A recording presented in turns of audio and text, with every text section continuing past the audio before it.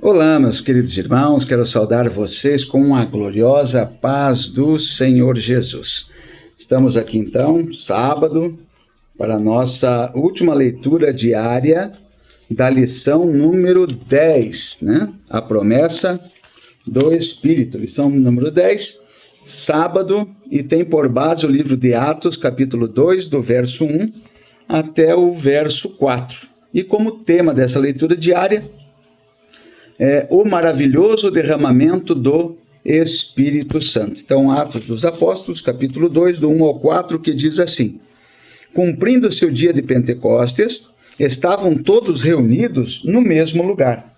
E, de repente, veio do céu um som como de um vento veemente e impetuoso, e encheu toda a casa em que estavam assentados.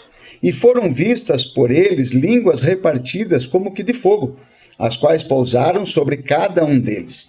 E todos foram cheios do Espírito Santo, e começaram a falar em outras línguas, conforme o Espírito Santo lhes concedia que falassem.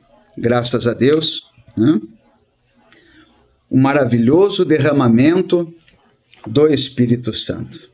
O que aconteceu aqui em Atos 2, vamos dizer que foi um divisor de águas na história da humanidade. O derramamento do Espírito Santo no dia de Pentecostes não foi apenas um evento extraordinário lá do passado, não, mas sim ele foi o cumprimento da promessa de Jesus, a inauguração da igreja e o início de uma nova era espiritual. Antes desse dia, antes do dia de Pentecostes, o Espírito Santo já havia atuado lá no Antigo Testamento, mas ele vinha sobre algumas pessoas, alguns profetas, pessoas específicas, né, em momentos muito específicos, para missões muito específicas. Agora, em Atos 2, o que nós vemos é algo novo que está acontecendo.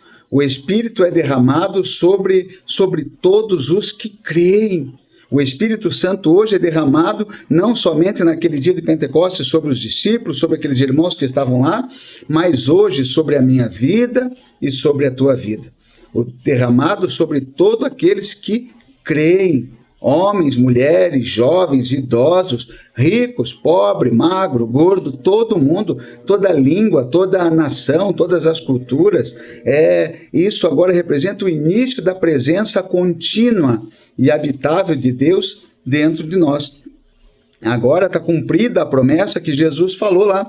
Ei, eu vou subir para o Pai, mas eu não vou deixar vocês sozinhos, não vou deixar vocês órfãos, eu vou deixar com vocês o Consolador.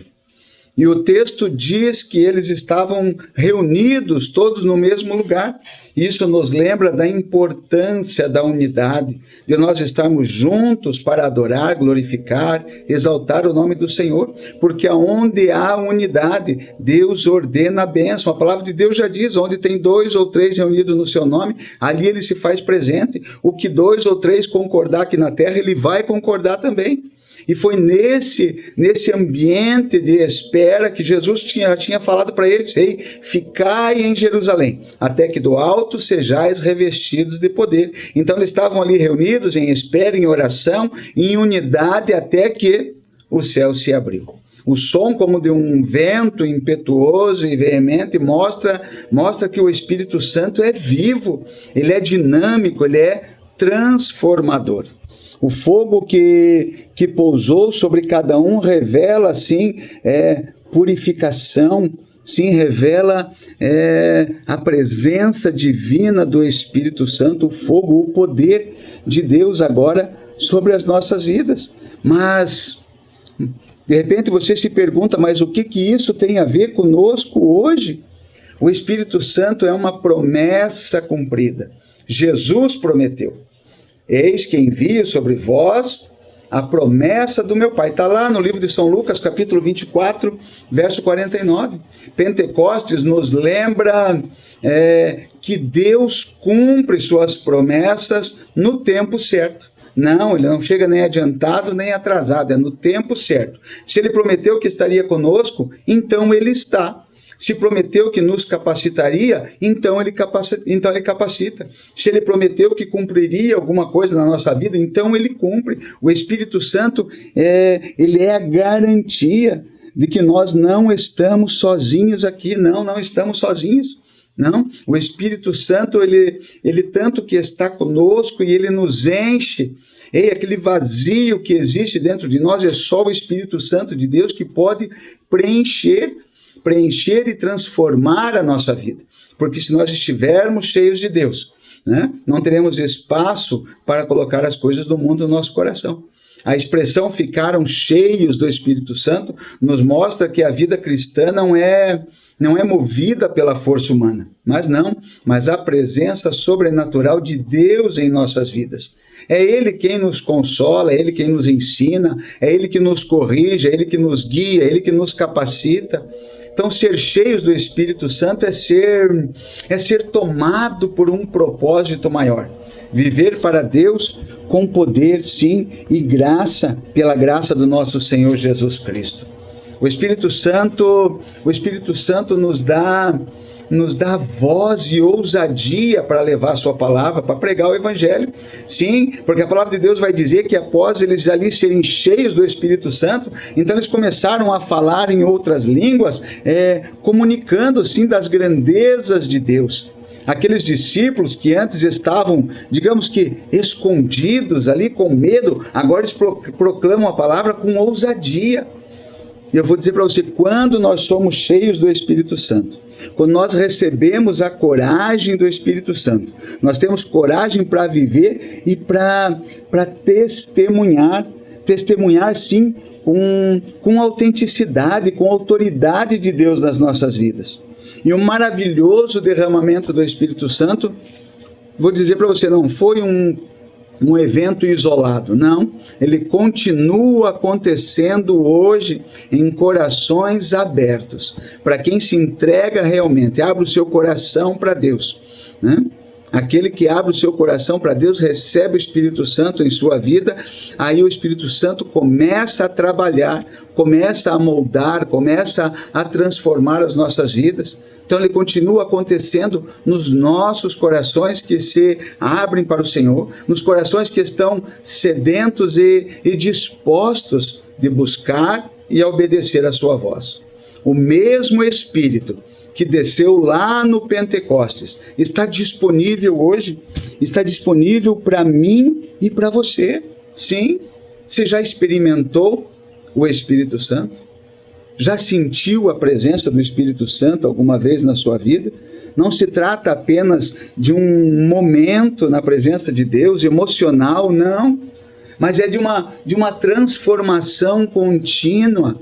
O Espírito nos chama à comunhão, a estar junto dele. A santidade é estar separado do mundo, do pecado, e estar na presença do Senhor e ao serviço do Senhor, da sua obra, praticando a palavra de Deus.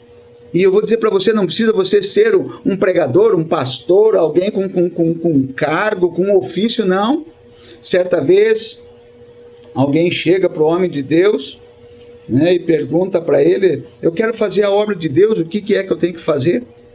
Vai lá para o teu trabalho, faz o teu trabalho bem feito, vende por um preço justo. Foi um sapateiro, ele perguntou para Martim Lutero, né? O que é que eu tenho que fazer para a obra de Deus? Viva uma vida honesta, o teu testemunho fala por si só.